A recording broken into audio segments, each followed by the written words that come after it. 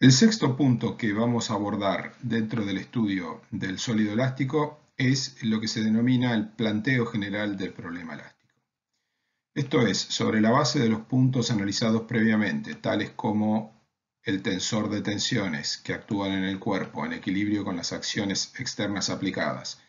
el tensor de deformaciones específicas, que tiene una correlación funcional con los desplazamientos que experimenta el cuerpo, las relaciones constitutivas que permiten relacionar precisamente las tensiones con las deformaciones para un material dado. Y finalmente, con la inclusión de las condiciones de equilibrio en términos de ecuaciones diferenciales, que es todo lo que hemos visto previamente, podremos plantear lo que se denomina el planteo del problema elástico.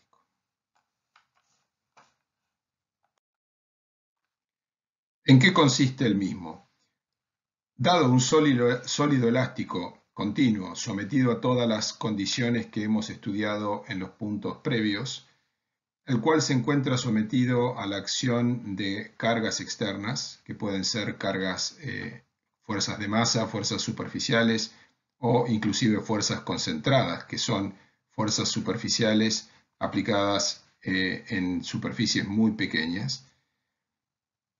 Definiendo también condiciones de contorno, que ya veremos en breve, de manera tal que puedan proveer el equilibrio global en términos de los grados de libertad como cuerpo rígido para ese cuerpo sólido elástico. La solución del problema elástico consiste en encontrar determinadas incógnitas que pueden plantearse ya sea en términos de desplazamientos o de tensiones. Veamos entonces en primer lugar si tenemos una situación en la cual debemos resolver un problema a partir de una estructura matemática creada específicamente sobre la base de todos los temas que estudiamos previamente, hagamos un balance de incógnitas y ecuaciones disponibles, teniendo en cuenta, por supuesto, que la mayoría de esas ecuaciones, todas en general, son ecuaciones diferenciales. Vamos a considerar, en primer lugar, que planteamos como incógnitas fundamentales los desplazamientos, o mejor dicho, que incluimos dentro de las incógnitas a los desplazamientos. Por lo tanto, tendríamos del lado de las funciones incógnitas las tensiones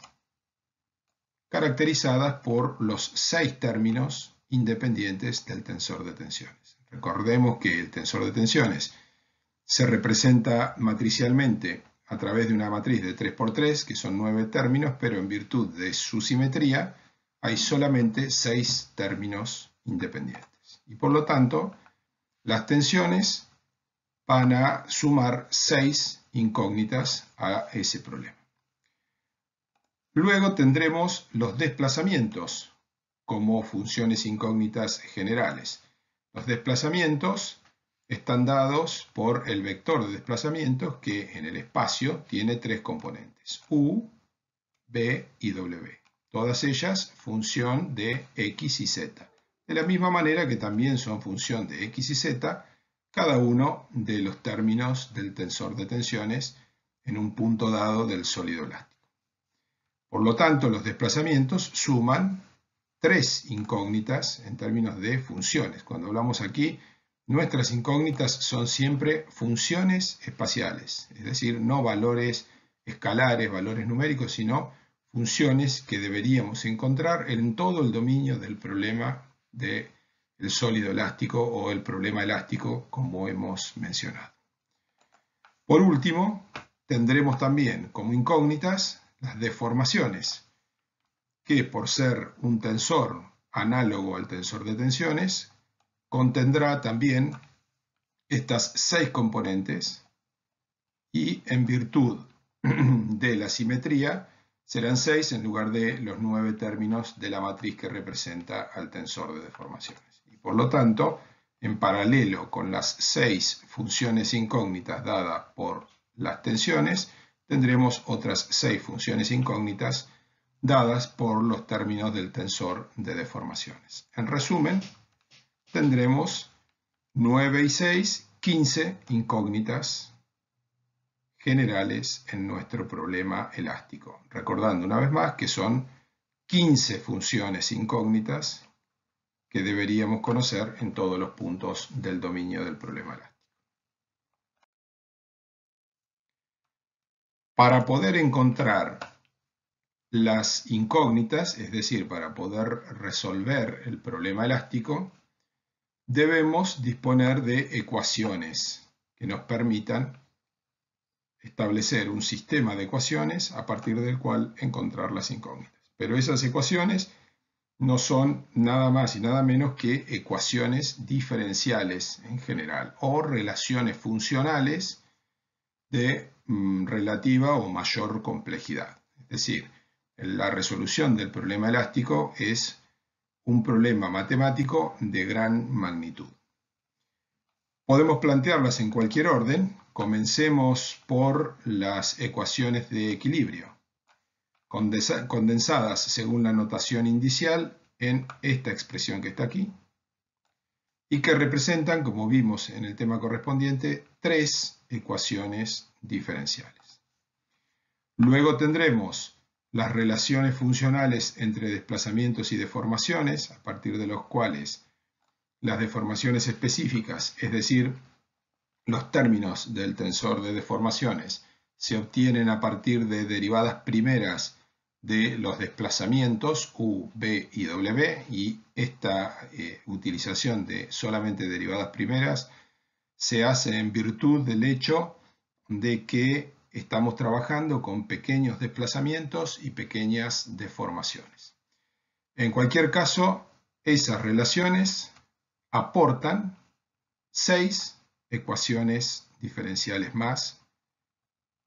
que relacionan, como dijimos, deformaciones específicas y desplazamientos, o de manera más simple, que nos permiten encontrar las deformaciones específicas a partir de derivadas primeras de los desplazamientos V y W. Y por último, la relación entre tensiones y deformaciones, es decir, la relación funcional entre los términos del tensor de tensiones y el tensor de deformaciones, que podemos expresar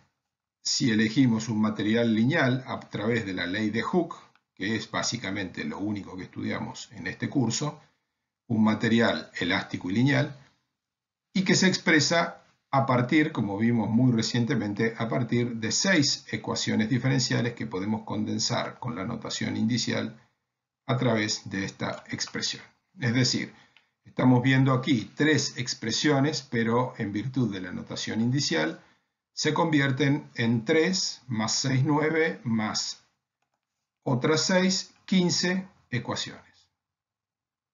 En concreto, habiendo encontrado previamente que la cantidad de incógnitas era 15, y ahora que la cantidad de ecuaciones es también 15, podemos concluir que, en principio, el problema elástico tendrá una solución porque disponemos de tantas ecuaciones como incógnitas se han planteado en el problema. Y también podemos adelantar que la resolución será muy compleja porque se trata de un sistema de 15 ecuaciones, la mayoría de ellas diferenciales, con 15 incógnitas funcionales, es decir, debemos encontrar 15 funciones que varían en cada uno de los puntos del espacio dentro del dominio del problema elástico. También es posible realizar el análisis sacando o quitando los desplazamientos como incógnitas básicas del problema. Recordemos que en el balanceo de incógnitas y ecuaciones que realizamos anteriormente,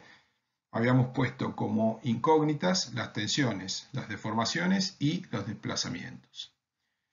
Se pueden eliminar los desplazamientos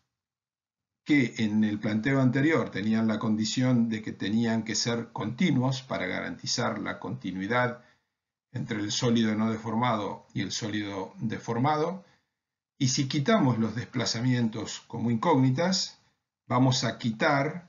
la posibilidad de introducir directamente esa continuidad en las funciones de desplazamientos. Por lo tanto, si eliminamos los desplazamientos, debemos introducir las ecuaciones de compatibilidad que estudiamos en el problema de deformaciones específicas. Al final del tema de deformaciones específicas se formularon las ecuaciones de compatibilidad que garantizaban la continuidad del cuerpo en el estado no deformado, y al obtener la solución del problema elástico y encontrar el campo de desplazamientos, debíamos garantizar que hubiese continuidad, es decir, que donde en el cuerpo no deformado no había un hueco, no tiene que generarse un hueco, o dicho de otra manera, que un punto A en la geometría no deformada se tiene que convertir en un único punto A' en la geometría deformada. No puede haber dos puntos que deriven al aplicar el campo de deformaciones de un único punto en el sólido no deformado. Por lo tanto, si queremos eliminar los desplazamientos como incógnitas fundamentales del problema elástico, es necesario introducir las ecuaciones de compatibilidad. Por lo tanto, del lado de las funciones incógnitas, al eliminar los desplazamientos, nos van a quedar solamente las 6 funciones de los 6 términos independientes del tensor de tensiones, los 6 términos independientes del tensor de deformaciones, es decir, una cantidad de 12 incógnitas. Y al computar cuántas ecuaciones diferenciales tenemos disponibles para obtener esas 12 funciones incógnitas, vamos a tener equilibrio, que eran 3,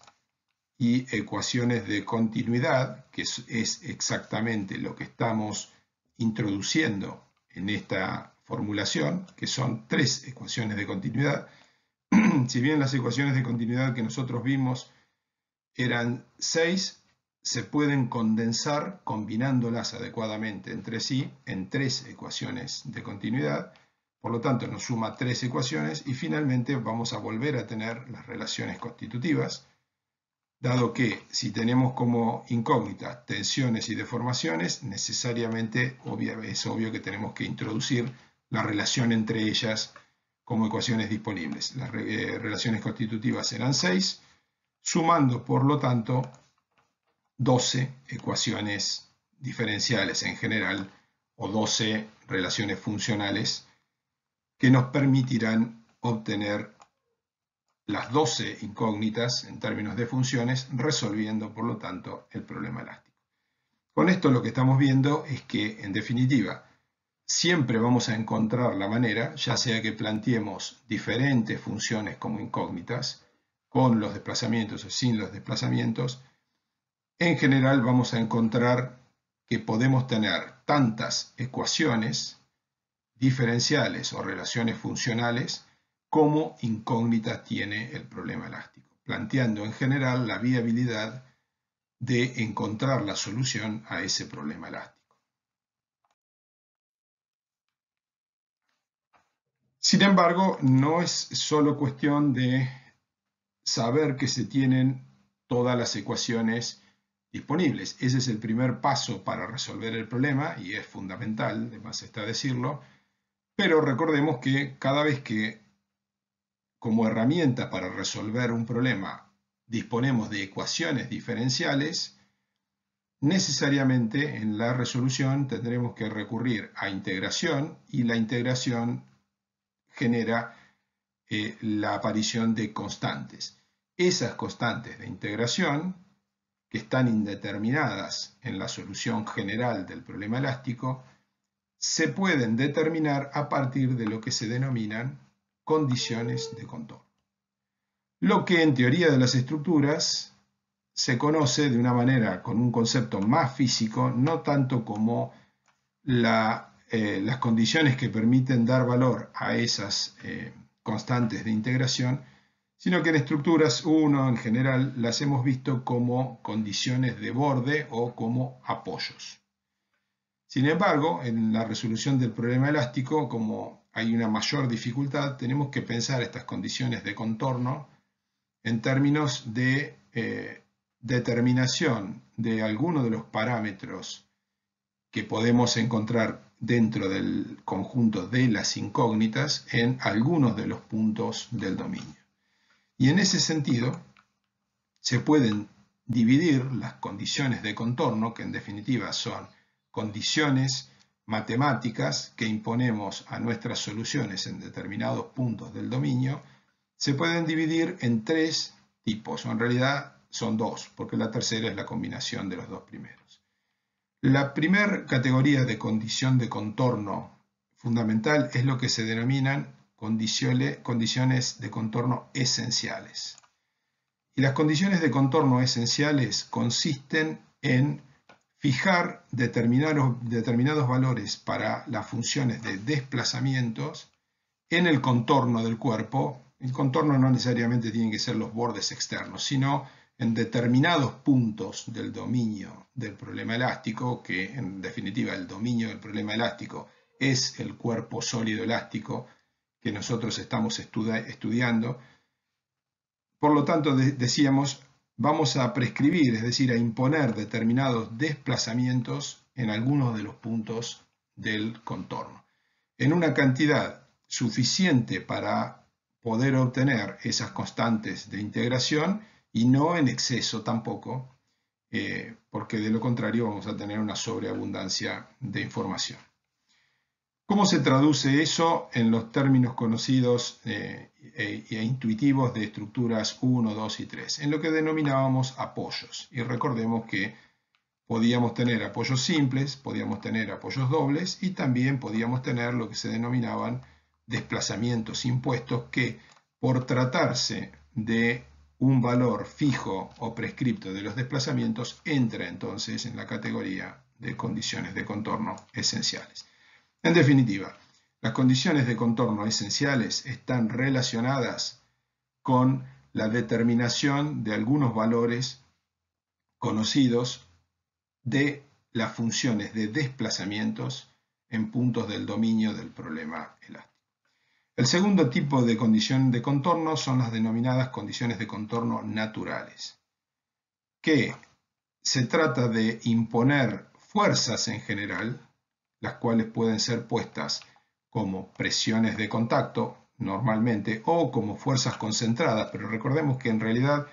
las fuerzas concentradas son presiones de contacto de muy alta magnitud en una superficie muy pequeña, porque físicamente no se puede aplicar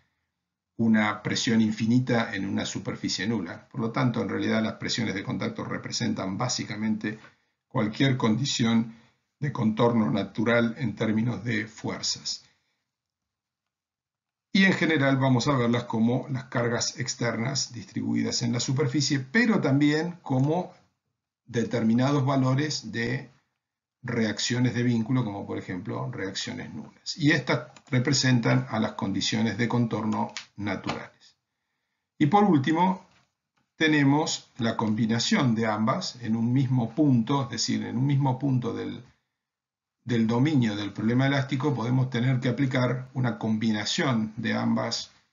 condiciones de contorno explicadas en A y en B, y eso es lo que vamos a denominar las condiciones de contorno mixtas. Es decir, una combinación de las dos anteriores.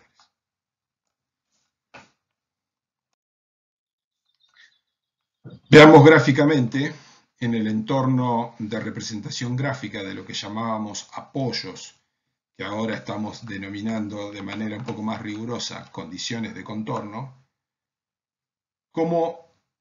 reinterpretaríamos dentro de esta denominación un poco más rigurosa desde lo matemático las condiciones de apoyo o las condiciones con las cuales hemos venido analizando las estructuras simples, estructuras de barras, en los cursos previos de estructuras 1, 2 y 3. Una condición de contorno de tipo esencial, cuando vemos o cuando estamos trabajando, por ejemplo, en un punto del sólido, en este punto del dominio, puede ser lo que llamamos un apoyo fijo. ¿Qué significa eso? Que en este punto los desplazamientos en una dirección X, en la dirección Y y en la dirección Z tienen que ser iguales a 0. En todos los casos tienen que ser iguales a 0. Estamos prescribiendo valores de las funciones incógnitas en un punto determinado, por ejemplo en este punto P que tenemos aquí. Pero esa condición también se puede dar no solamente en un punto, sino en una sucesión infinita de puntos a lo largo de, por ejemplo, una línea. Es decir, podemos tener un apoyo puntual o también podemos tener un apoyo que sería un apoyo distribuido. Todo un sector, una longitud o una superficie, mejor dicho, porque en realidad esa región en un sólido tridimensional puede ser toda una superficie, en la cual los desplazamientos, tanto en X, en Y y en Z, tienen que ser iguales a 0 o iguales a un determinado valor. Se puede plantear que en ese punto el vector de desplazamientos tome un determinado valor, pero un valor conocido. Es decir, en esa región, en esa zona del que denominamos contorno del sólido elástico, los desplazamientos no son una incógnita, sino que son un valor conocido. Un valor conocido puede ser igual a 0 o un valor determinado. Es decir, desde el punto de vista de la aplicación de una condición de contorno, decir que un desplazamiento valga 2 milímetros o que valga 0 es lo mismo. Es asignarle un valor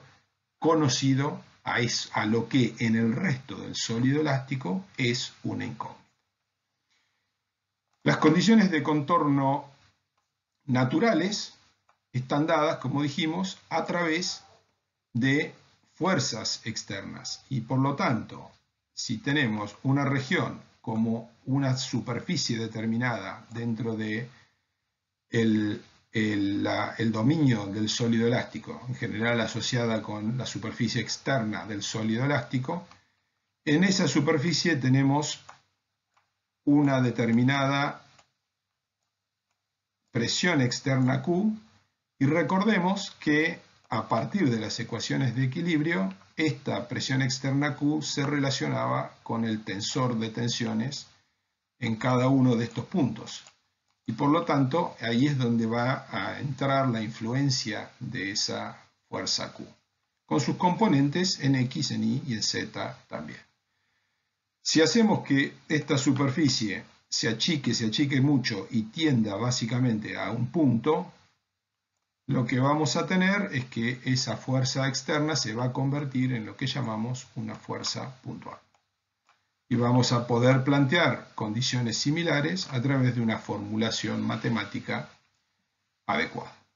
Y la combinación de ambas, que eran lo que llamábamos las condiciones de contorno mixtas, es decir, una combinación de las naturales y de las esenciales, se dan cuando, por ejemplo, en un punto como este, como en la primera fila de esta tabla tenemos siempre la aplicación de condición de contorno en una región muy pequeña, es decir, en un punto, cuando tenemos una combinación entre una condición en términos de que los desplazamientos en esta dirección, que no tiene por qué coincidir con uno de los ejes, sino que se puede relacionar con un versor que se define en función de los tres ejes X y Z, pero no tiene por qué estar alineado. Sabemos que ahí el desplazamiento tiene que ser, por ejemplo, 0 o un valor prescripto, pero al mismo tiempo sabemos que en esta dirección la fuerza tiene que ser igual a 0, lo cual es una aplicación, una prescripción de condición de contorno esencial en una determinada dirección y natural en otra determinada dirección. Cuando vamos a la segunda fila, en la cual estábamos estudiando la aplicación de condiciones de contorno en una región del contorno del dominio, lo que tendríamos en ese caso sería que los desplazamientos en la dirección normal a esa región en cada punto ya no tendríamos una única, sino que tendríamos en cada punto de esa región S un versor diferente y en esa dirección, en este caso que es un apoyo, el desplazamiento tendría que ser 0 y en la dirección tangente a cada uno de esos versores la fuerza tiene que ser 0. Es decir, en un caso tiene que ser el desplazamiento igual a 0 y en el que es la aplicación de la condición de contorno esencial y en la otra dirección, en este caso normal a la anterior, la fuerza tiene que ser 0 y por lo tanto estamos estableciendo la parte natural de la condición de contorno mixta. Con lo anteriormente planteado, estamos en condiciones de decir entonces que con mucha generalidad, por supuesto, y sin haber realizado demostraciones rigurosas, pero que pueden realizarse, estamos en condiciones de afirmar que el problema elástico tiene una solución matemática.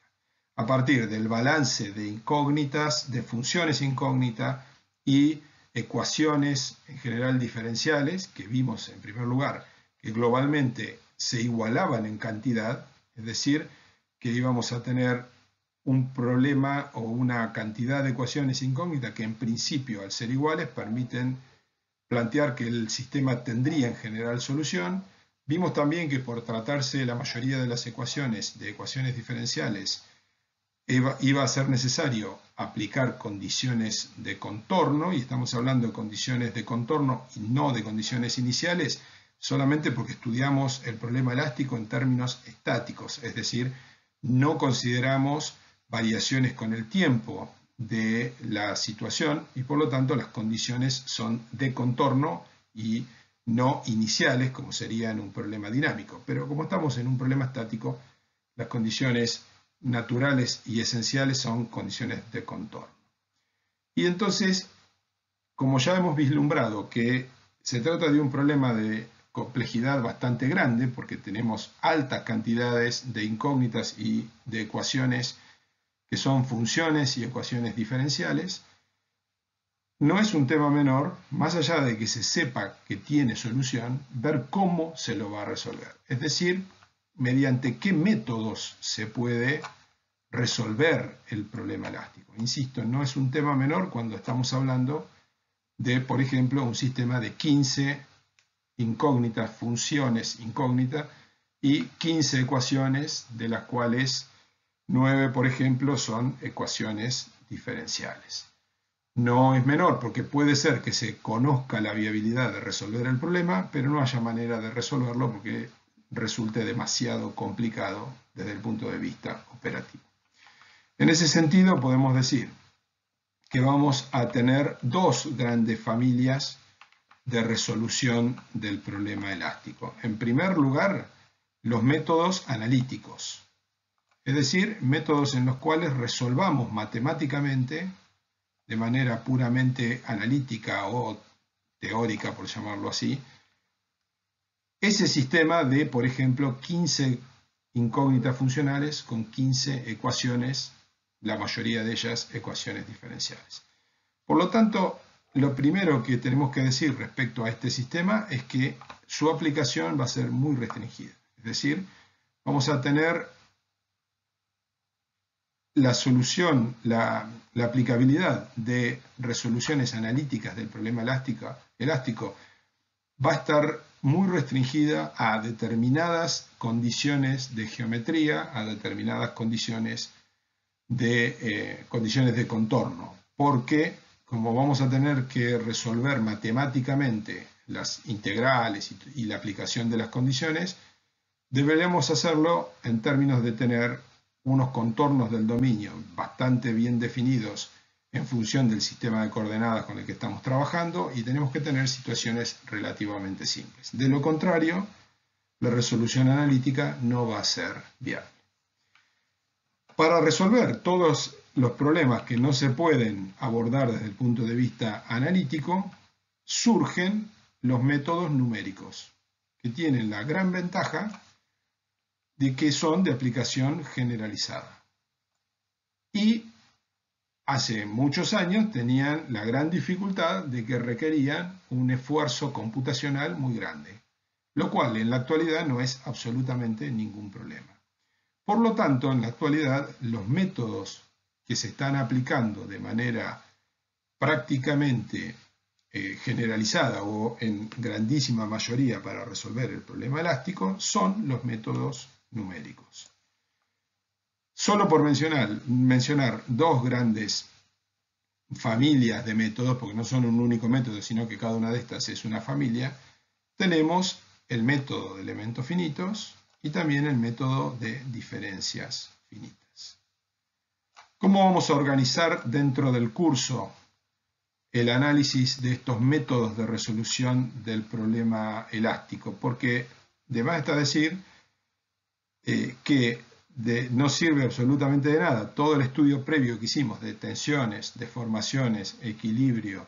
y relaciones constitutivas si no lo podemos aplicar en la resolución de problemas reales de estructuras. Problemas que, en este caso, al referirse en general a un sólido tridimensional, son mucho más complicados que los problemas de estructuras de barras, pero que pueden ser muy útiles dentro de las incumbencias y los problemas que aborda la ingeniería civil. Por lo tanto, todo el planteo del problema elástico tiene sentido siempre y cuando podamos resolverlo al final del camino. Dentro del curso, decía, los vamos a dividir estos métodos de resolución de la siguiente manera. Vamos a terminar el primer módulo con el análisis de algunos métodos analíticos, de un método analítico de resolución, como dijimos, muy restringido en términos de aplicación, y vamos a comenzar el módulo 2 con el análisis o el estudio del método más popular o más extendido dentro de los métodos numéricos, que es el método de los elementos finitos. Por lo tanto, para finalizar esta clase y cerrar de esa manera el análisis del problema del sólido elástico, vamos a completar a través del estudio de los métodos analíticos para resolver el problema elástico, abordando un simple ejemplo de uno de los métodos más sencillos. Por lo tanto, el séptimo y último punto del estudio del sólido elástico se relaciona con la resolución analítica del problema elástico, abordando uno de los tantos métodos analíticos que a lo largo de la historia se han desarrollado. Porque hay que decir que desde los albores del planteo del problema de la teoría de la elasticidad, la teoría de tensiones, la teoría de deformaciones, las relaciones constitutivas, los métodos analíticos siempre fueron parte del esfuerzo del estudio para tratar de resolver las situaciones de la vida real, porque no se contaba con la potencia computacional con que se cuenta desde, digamos, la década del 80-90 del siglo pasado. Por lo tanto, durante muchas décadas, los métodos analíticos, las resoluciones analíticas del problema elástico, fueron la única manera de encontrar solución a problemas de la vida real y se desarrollaron una enorme cantidad. Dentro de esa enorme cantidad, la mayoría de las cuales en realidad han perdido vigencia en la actualidad, vamos a estudiar uno de ellos que tiene una relativa simplicidad. El método analítico que veremos como muestra de la enorme cantidad de métodos de resolución analítica del problema elástico que se desarrollaron a lo largo de décadas, cuando las computadoras no estaban suficientemente desarrolladas y sobre todo no estaban al alcance de la mayoría de los profesionales para poder aplicar los métodos numéricos, veremos entonces, como dijimos, un solo método como una especie de ejemplo de muestra, que es el que se denomina el método de la función de tensión de Airy. Este método analítico es un método de los sistemas de resolución del problema elástico en los cuales los desplazamientos no forman parte de las incógnitas. Y por lo tanto, va a ser necesario en su formulación introducir las ecuaciones de compatibilidad en algún punto, lo cual veremos en breve que así va a suceder. Una de las limitaciones básicas del problema de la función de tensión de Airy es que se aplica a problemas planos de tensiones y de deformaciones. Y en este caso, nosotros lo vamos a desarrollar para el caso de tensiones planas. Y tensiones planas en el plano XY. Es decir, tal como vimos la definición de las tensiones planas en el capítulo de ecuaciones constitutivas, que para el caso del plano XY, la condición de tensiones planas se expresa con estas tres cantidades igualadas a cero. Es decir, el problema de tensiones planas en el plano XY se define de manera rigurosa a partir de que gamma XZ, gamma YZ y sigma Z son igual a cero en todos los puntos del dominio del problema y para cualquier estado de carga. Dado que la relación constitutiva de las distorsiones gamma y las tensiones tau es directa entre gamma IJ y tau IJ, el hecho de que gamma XZ y gamma YZ sean iguales a cero nos lleva inmediatamente a la conclusión de que tau XZ y tau YZ son iguales a cero, que es una conclusión de lo anterior. Es decir, no son dos condiciones nuevas, sino que el hecho de tener estas tres condiciones de los dos gamma que tienen subíndice Z y sigma Z tengan que ser igual a cero para el problema de tensiones planas, repetimos, en el plano XY. Otra condición que vamos a aplicar o que se aplica en la resolución analítica del método de la función de tensión de Airy es asumir que no existen fuerzas de masa. Es otra de las simplificaciones. Como habíamos mencionado anteriormente, todos los métodos analíticos están siempre plagados de simplificaciones, suposiciones y limitaciones que derivan de la dificultad de la resolución analítica del problema elástico. Por lo tanto, si no existen fuerzas de masa, Bx, Bi y Bz son iguales a cero. Las tres ecuaciones diferenciales de equilibrio quedan entonces reducidas a solamente dos, porque la tercera, en virtud de que las derivadas respecto de z valen cero, básicamente entre la combinación de que las derivadas respecto de z valen cero por ser este problema de tensiones planas y el hecho de que sigma z valga cero,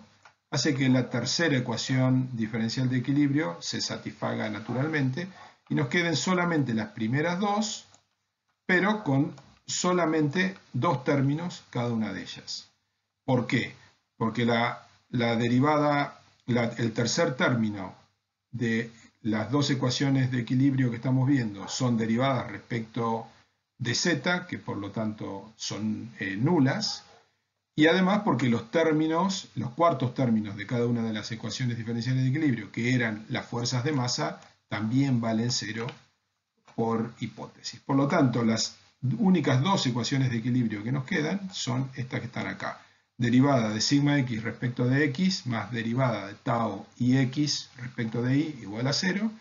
y derivada de sigma y respecto de y más derivada de tau xy respecto de x igual a cero. Se comienzan a simplificar los sistemas de ecuaciones en función de las hipótesis que van a ser también las limitaciones del método analítico de la función de tensión de Airy.